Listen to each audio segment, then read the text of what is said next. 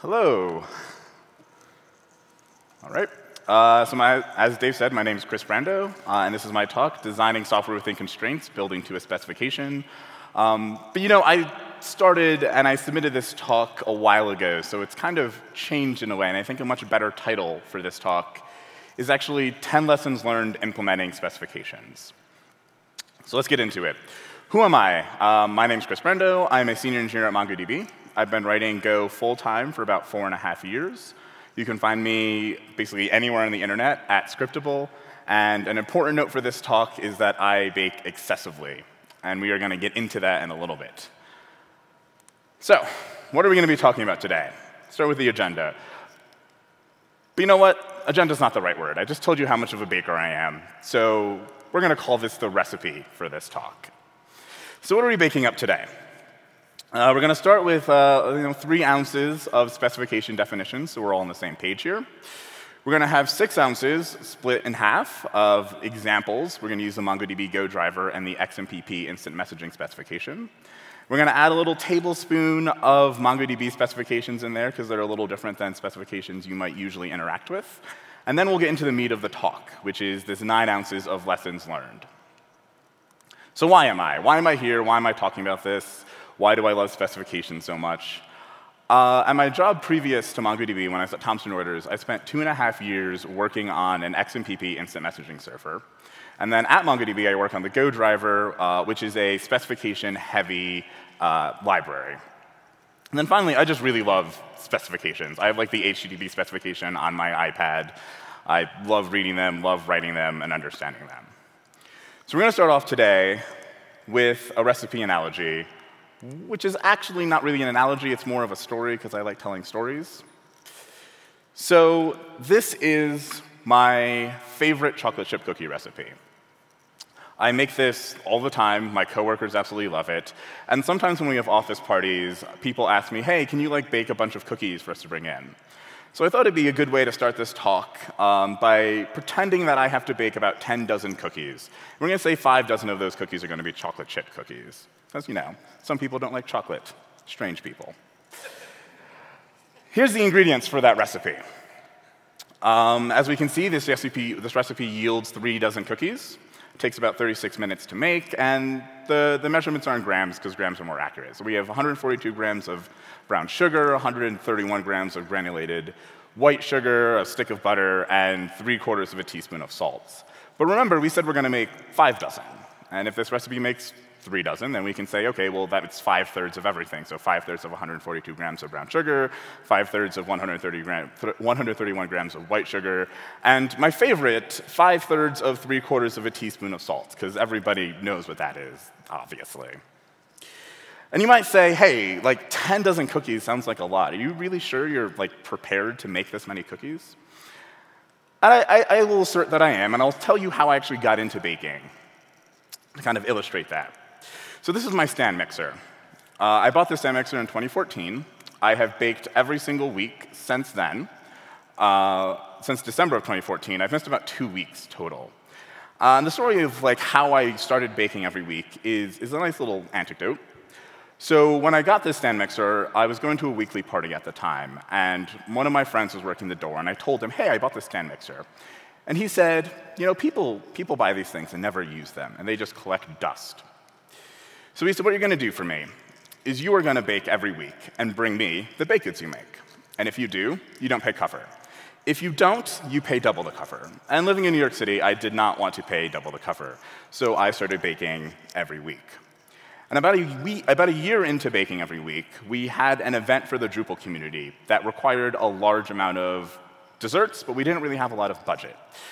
So I said to a friend of mine, let's do this. Let's bake all of these cupcakes. And we thought, we're probably going to need around 20 dozen. So we made 22 dozen to be exact, cupcakes for this party in November of 2015. That's me and my friend after we've baked too many cupcakes. And here's the delivery and the spread on the table. Now, we used 3 different recipes for this, and 2 of those recipes were in volume, and 1 was in ounces, and it was a nightmare trying to figure out how much flour I needed. It actually involved an Excel spreadsheet. And the usual weird things like 5/3 of 3/4 teaspoon of salt. So I have done volume baking before, so 10 dozen cookies is not too much for me. So back to our cookie analogy. We said we're going to bake 5 dozen chocolate chip.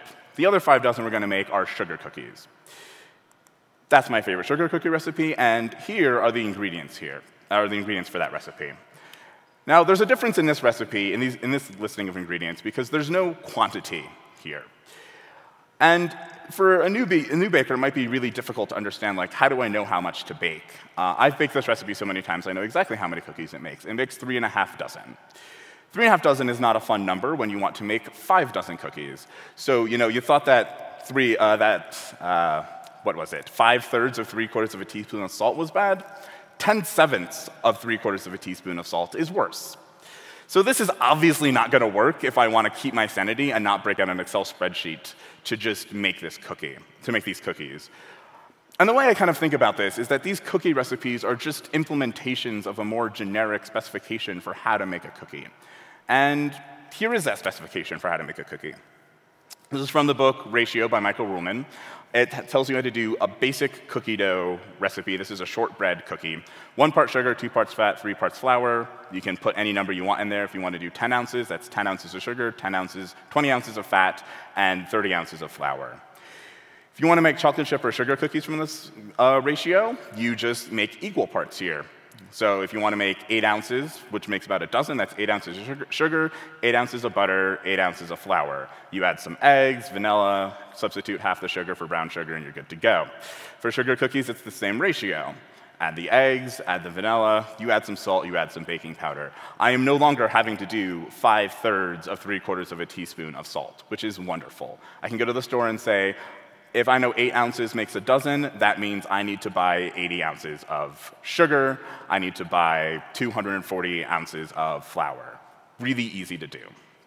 So in this way, baking, and I want you to think of like the specification we're talking about today as this generic recipe, as this generic specification. And at the end of the talk, I'll get into why I think it's so important to think about it like this. That said, we're going to move on to the first thing I said we're adding to our ingredient bowl, which is those 3 ounces of specification definitions. So these are specifications pulled off Wikipedia. You can think of a specification as a documented set of requirements to meet some kind of design or service you want to have. And a specification is a more strict version of a technical standard. And a technical standard is really just a group of requirements, not necessarily written down, that kind of establish a criteria for practices, methods, of how you're going to build something. And these documents are written and distributed and maintained by what we call standards organizations. And a standard organization really is just a body that has a specific purpose of creating these technical standards and documentations for a group of adopters. Here's an example of a few, the IEEE, W3C, and ISO, which I'm sure you're all familiar with. Just the raise of hands. Does anybody know what the question mark logo is? No one? All right. That is the Web Hypertext Application Technology Working Group, or the WHATWG. They maintain the HTML living specification, which we will also get to at the end of this talk.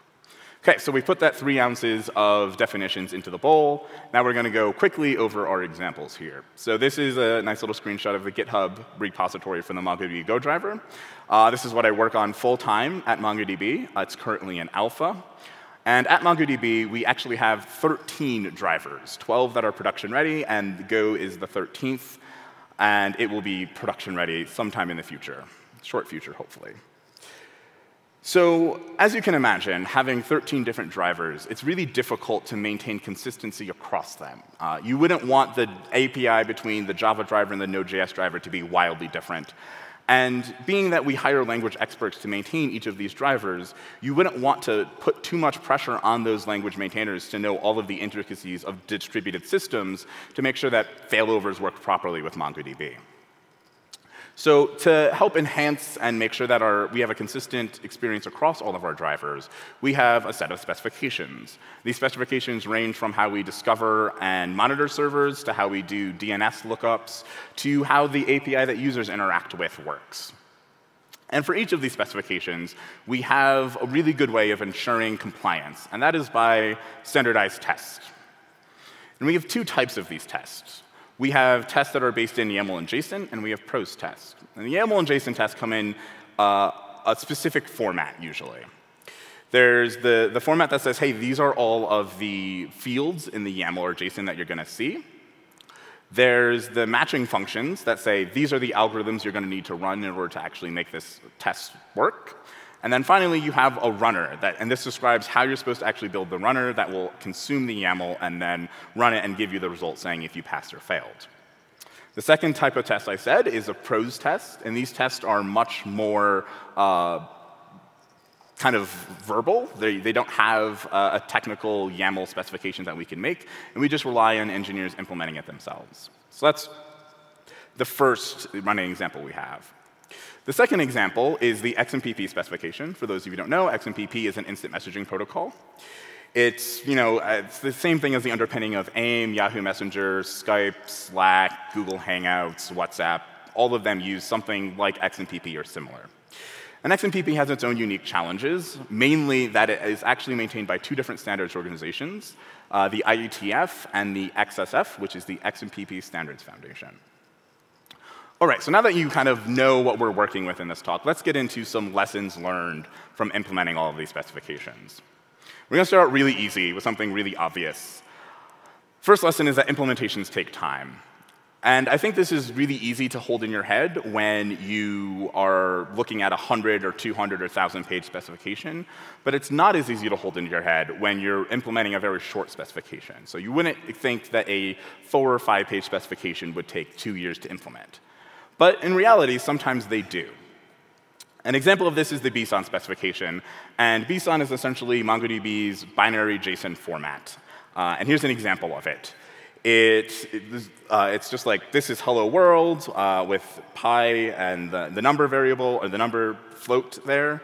And then this is the binary representation of it below it.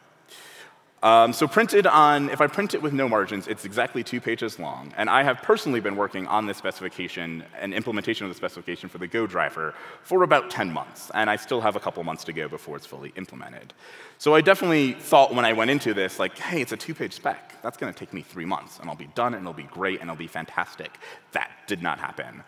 So always be careful and give yourself time to implement a specification. Lesson number 2, implementations can be wrong. Also sort of obvious in hindsight. And I think this breaks down into 2 assumptions that people have when they start implementing a specification. The first is that the implementation actually implements the specification. And the second is that implementation is actually correct. This is usually particularly true about reference implementation. So you're about to implement a specification, and you go and look at other people's implementations, and you just assume that, hey, yeah, of course they've implemented the whole spec, and they've done so correctly. An example of that I experienced at MongoDB was with our retriable write specification. And our retriable write specification basically says what's on the can. If we have a network error when we're trying to write to the server, we will retry it for you. And the problem wasn't necessarily in the specification itself. It was in the test for the specification, specifically a prose test. And don't bother trying to read it. It's a lot of boring text. But basically, this says, hey, like, make sure that if there's a failover occurs, that you actually retry on a new server and don't try to retry on the server that failed. And I had 2 interns this summer, and one of the interns was working on this, and he spent a few hours trying to figure out how to implement this test and couldn't get it to pass. So he came to me and was like, hey, Kris, I can't get this to work. So I sat down and I looked at it, and I was like, it looks like you're doing it right, so I don't really know what the problem is here.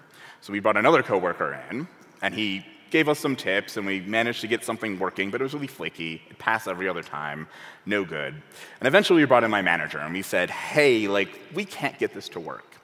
What my manager did is he went and downloaded 8 other drivers, and he looked at all their implementations, and he couldn't find a single instance of this test actually being implemented, which, of course, is, like, ridiculous. Like, how has everybody else implemented the specifications correctly, but they're missing this test?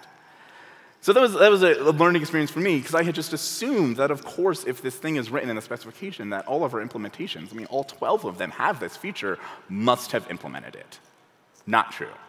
And that kind of leads into the opposite effect of lesson number 3, which is there will be missing information. Specification writers aren't perfect, and the context that a writer has versus the context that an implementer has are usually vastly different.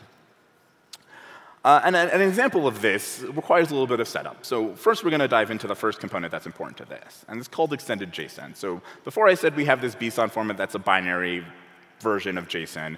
With this extended JSON, we have a format that is actually annotated JSON that gives us the type information to be able to serialize to and from JSON and BSON without losing any information. It looks like this.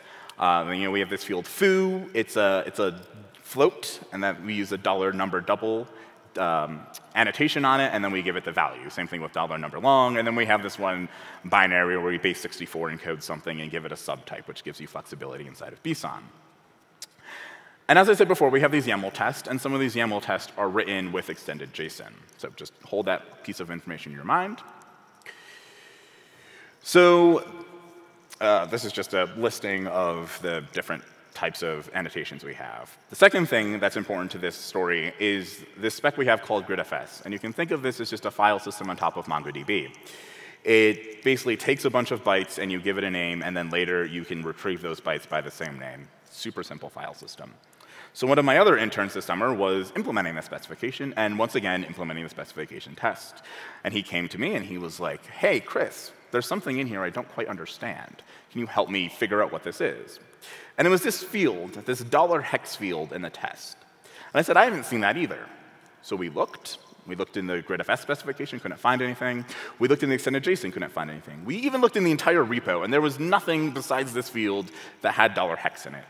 So we opened up Slack, and we started talking to people on Slack and seeing, and no one could really remember. And eventually, after a few hours of discussion, we figured out that this $hex was just the hex-encoded binary that we needed to put into the server for this specific test. Now, if you looked at the slide I had before, we have a binary type, an annotation for extended JSON. So the thing that, it wasn't just that we were missing information, it's that we were kind of fooled into thinking that the simplest thing that would have happened, which is using the binary annotation, isn't what actually happened.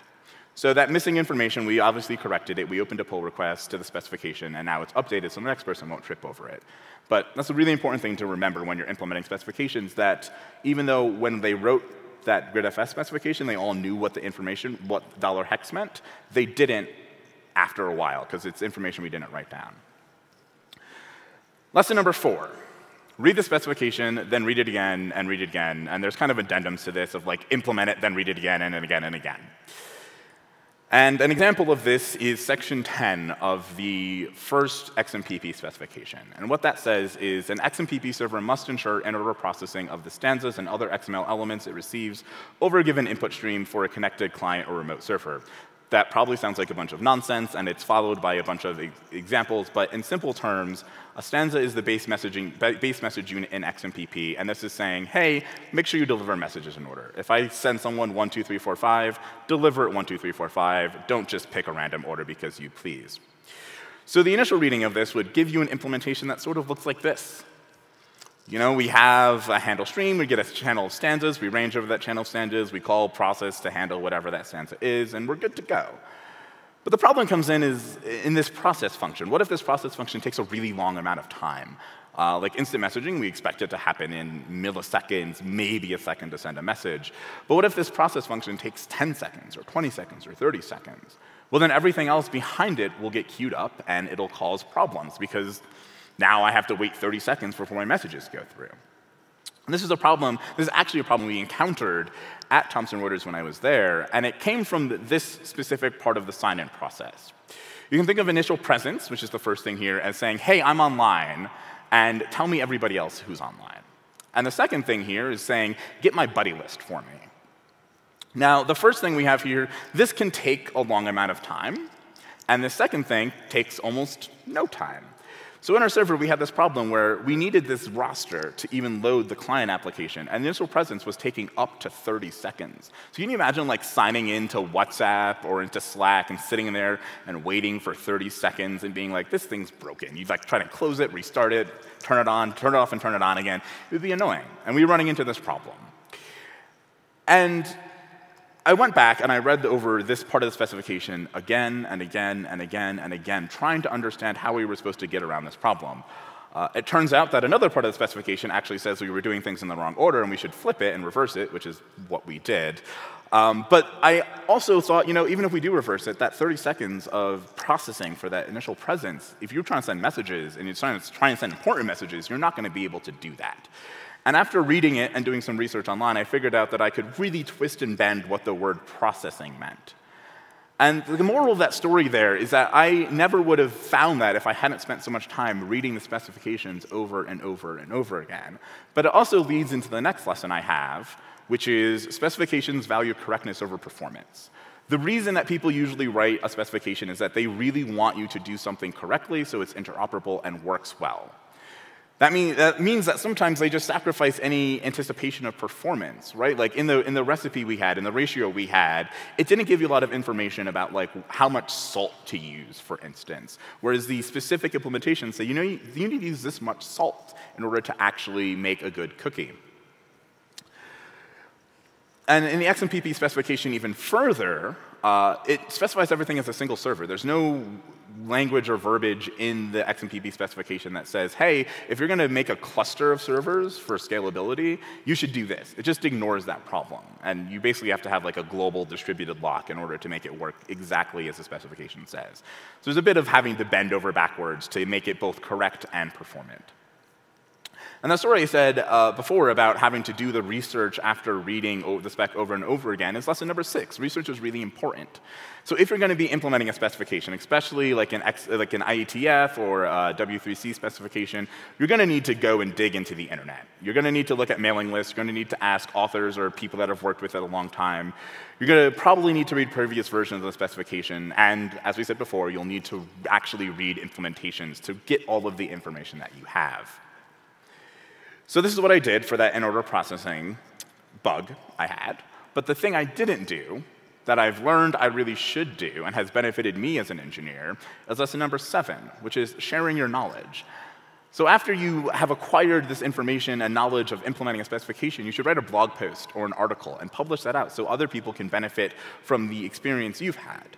But don't think that just because you're a new implementer that you have to wait a year or two or really implement the entire specification before you can share your knowledge. Like that's not how it works. It's really about sharing your experience. So make sure that if you do encounter something weird or encounter something unknown, you put it out there. So if other people run into it, they can have a way of fixing it, and they can have a much easier path, and they don't have to spend the hours you had to. So there's a little story internally about MongoDB that kind of illustrates this for me and what I need to do better in the future. So in MongoDB's wire protocol specification, it's kind of gone through a lot of iterations. And we used to have a message for each type of thing you could do. There was an insert message, there was a delete message, and an update message. We found that didn't scale, so we decided we're going to implement this command thing. And it kind of looks like this, as you can see, and this kind of full collection name line here, that $command variable, the $command string, is actually not written down anywhere as far as I can tell at MongoDB. It's just a thing that you are supposed to know when writing a driver. And I spent a few hours in my early days at MongoDB trying to figure out how the heck I'm supposed to know this. How am I supposed to understand that this piece of information is necessary to be there and I can't change it to something else? And I asked my boss, and he said, it's just tribal knowledge. So what I decided to do at that point, because I thought I don't want other new engineers to go through the same process, is lesson number 8, which is write down your beginning experiences.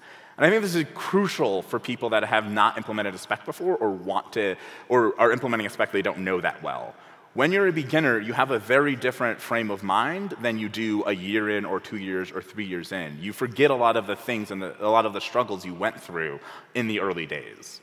But even after your early days, you should still continue to write down your experiences because there are other people that are like you that are coming up behind you that will benefit from your knowledge and your experience. And as we said in lesson number 7, you should publish that information out. So me personally, I've been keeping a log of all of these things at all of these things I run into as a MongoDB driver engineer. And I said a year after, at my year anniversary, I'm going to write and publish a helper guide for beginning engineers so that they don't run into as many of the problems as I did. OK, so I'm going to take a little break from lessons, and I'm going to give you another baking story, because everybody loves baked goods. So early on in my baking career, I guess you could say, I bought a recipe book, like a baking book. And one of my favorite things I loved to eat growing up were cinnamon rolls. So I really wanted to make cinnamon rolls. I wanted to make them for my friends. And I pulled out this recipe, and I tried baking it. And I'd been baking other things, cupcakes, cookies. My friends loved them. They loved them. And then I made these cinnamon rolls. Not these ones specifically, but other ones. And I gave it to my friends. And, you know, my real friends looked at me, and they said, "This is terrible." And, you know, my not-so-real friends were like, "Yeah, this is great." But their face said real clearly, "This is terrible." And that just kind of emboldened me, because I was like, hey, I'm going to get this right. I'm going to be able to make this recipe. It's not the recipe that's wrong, it's me that's wrong. So I started baking it over and over and over again. And every single time I would fail, and it'd be an epic disaster.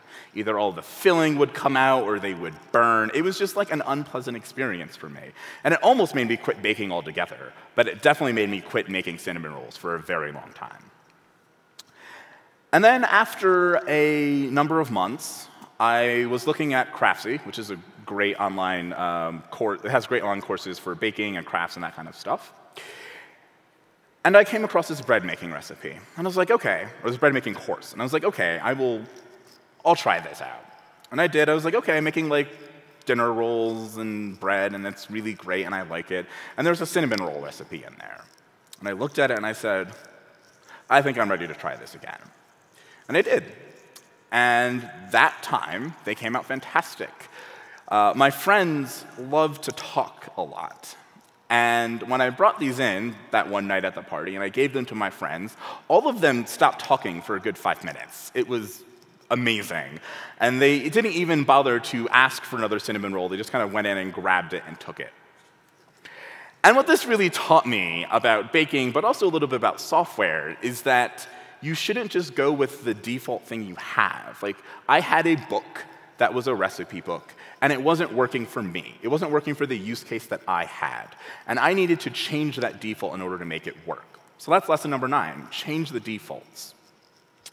And this is probably also the most Go critical one, I'd say, out of these lessons, the most Go specific. Because in Go, we have a wide variety of standard library packages that do a wide range of things, but when it's meant for the entire community, they don't want to make assumptions in them. And one particular one that doesn't make assumptions is the net HTTP package. And this has been a source of some particularly painful bugs, but one very particularly painful bug for me. And this comes from my time at Thomson Reuters. And we had this really terrible bug in our infrastructure that within a few minutes of a specific graph kind of ticking up in Grafana, our entire 12-node cluster would fall over, usually right about the time that the markets are opening up and everybody's coming online and expecting to be able to, message their friends or message their colleagues and whatnot. And we spent months trying to figure out what was happening here. What's the problem? Why do we keep having this issue of the cluster falling over? And eventually we found Go routine dumps. And we figured out how to actually get them, and we instrumented our application so we could extract them right before they restarted the servers. Because that's how they fixed this problem. If they saw the graph tick up, they'd say, oh no, it's going to crash the cluster, restart that server. And there's basically someone sitting there watching the Grafana screen being like, OK, oh no, that graph ticked up, restart. And we said, hey, before you restart, just take this Go routine dump. And they did. And one morning it happened, and my coworker and I came in, and we sat down, and we started digging into the Go routine dump. And we had suspected there was a lock somewhere that was being held incorrectly. And we found where that lock was, and then we kind of looked up the stack a bit. And what we found puzzled us quite a bit. This is the top half of that stack trace. And these highlighted parts really are the thing that kind of confused me the most, especially this one here, this I/O wait of 2,040 minutes. That's 34 hours. And if you look a little bit further down, that's trying to do a con.write. So we were trying to write to a TCP socket for 34 hours. And obviously, this is not going to work very well if you have things, you're holding a lock for 34 hours in your system. And even after we fixed the lock problem, we still had this kind of cluster falling over issue.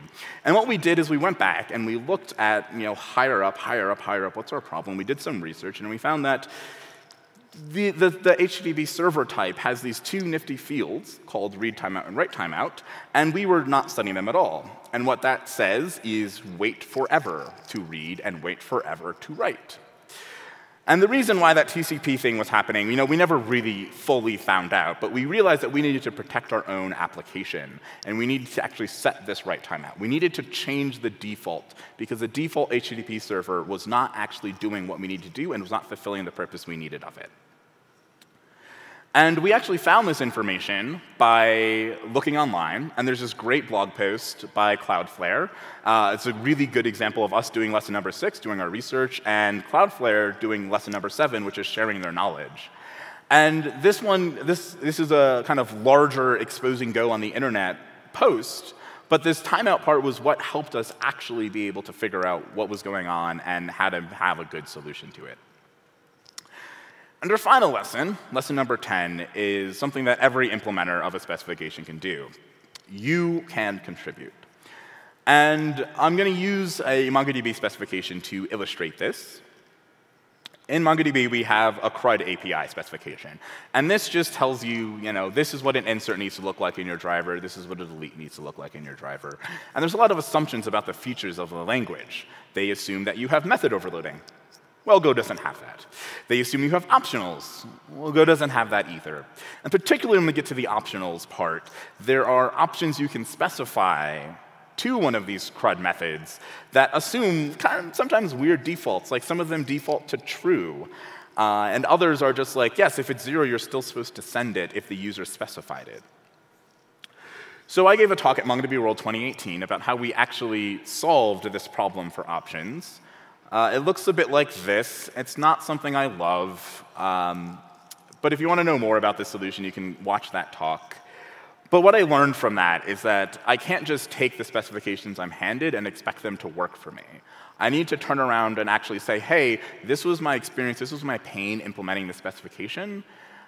I think this is how we should change and alter it. And to kind of give you a more, I guess, broader perspective on that, I want to come back to that question mark logo and the what WG, and the logo under it is the HTML5 specification. So the story starts in the year 2000, and in 2000, the HTML 4.0.1 specification was released, and the W3C said, OK, we've released this. We need to start on something new. And through a number of discussions, they came up and decided that the XHTML 2.0 specification was what they were going to implement. And the problem with the XHTML 2.0 specification, from the implementer's perspective, was that it was completely not backward compatible with HTML 4.0.1. And this upset the implementers, because they said, we don't want to break the entire web just to have a new version of, just to start clean, have a clean slate, have a green field.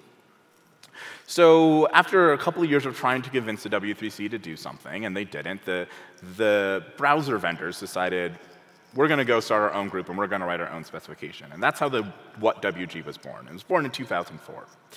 And over the next 3 years, the WhatWG worked on the HTML specification and building out the next version of the HTML specification, and the W3C worked on the XHTML 2.0 specification. And after a couple of years, the XHTML 2.0 specification stalled out completely, and the WhatWG specification kind of came to a closing point. And they said, hey, they went to the W3C and said, hey, we see that your XHTML 2.0 specification has stalled out. Would you like to adopt our HTML5 specification? And the W3C said, sure. They agreed, and they accepted it, and people started working together again. And then 7 years later, in 2014, the HTML 5.0.0 specification became a recommended specification by the W3C. Now, this is a gap of 14 years, and a decade since the WhatWG was actually created. And I think what this says is that specification authors really need to listen to implementers, because if they don't, you have what effectively was a dead zone in the mid-2000s of HTML's involvement. We didn't have any involvement. We had Flash coming up and Silverlight and all these other things that sprung up and quickly died, and we didn't have a real solution. And part of that is because the specification authors didn't listen to the implementers. But that also, the good part of this story is that the implementers turned around and they actually did try to have input and they did try to change things. I mean, imagine what the world would be like now if all the browser vendors had just said OK to XHTML 2.0. The web would still be a mess. We wouldn't have HTML5. We wouldn't have all of the great things that we have now. So it's really important that if you go out and you start implementing a specification, that you give that feedback to the authors and you say, hey, I don't know if you're going to listen to me, but I thought you should have this information. Conclusion. So in closing, I kind of want to talk about the broader picture that I feel specifications play in our industry. This is a quote from Charles Eames. Design depends largely on constraints. And he's in an interview with a journalist, I believe, in a Q&A session. And after he says this, the journalist says to him, what constraints? Like, on what constraints does design largely depend? And he responds with, the sum of all constraints. Here's one of the few effective keys to the design problem, the ability of the designer to recognize as many constraints as possible. His willingness and enthusiasm for working with these constraints of price, of size, of strength, of balance, of surface, of time, and so forth. Each problem has its own peculiar list. And the thing about software is that we work in something that is so close to thought stuff that if you can think an idea, you can implement it in software. So we don't have a lot of these constraints. We can kind of do whatever we want. And it's a lot like if you sat down at a table and someone gave you a sheet of paper and a pencil, and you said, draw something, and you started drawing. And then they came in later and they said to you, why'd you draw that? I wanted you to draw a giraffe. And you kind of look at them and you're like, you didn't tell me to draw a giraffe. Because you just did what you thought you could do, what your thought stuff wanted to materialize as. And I think specifications provide us with a way to give ourselves a constraint. They provide us with a way to take some of the stuff that's on this slide and be like, yes, we're going to be designing within the constraint of the specification, within the constraint of what this thing says we can do. And we have to do that before we write our software. We don't do it after. You don't specify something after. You need to specify it before. So in addition to just telling you these lessons, I think the greatest lesson I've learned through implementing specifications and the pain I've gone through is that they are extremely important to writing great software. And if we want to, as an industry, push forward and write more and more great software, we need to write more specifications, even if they're just specifications in your own company, even if it's just a specification that you write as an individual developer and you don't have the broad support of your company. Starting somewhere will help us get out of the problems we have with being so close to thought stuff. Here's a quick list of the implementer's dozen of lessons I've learned. You want to take a quick picture of that? And that's it. Thank you for attending.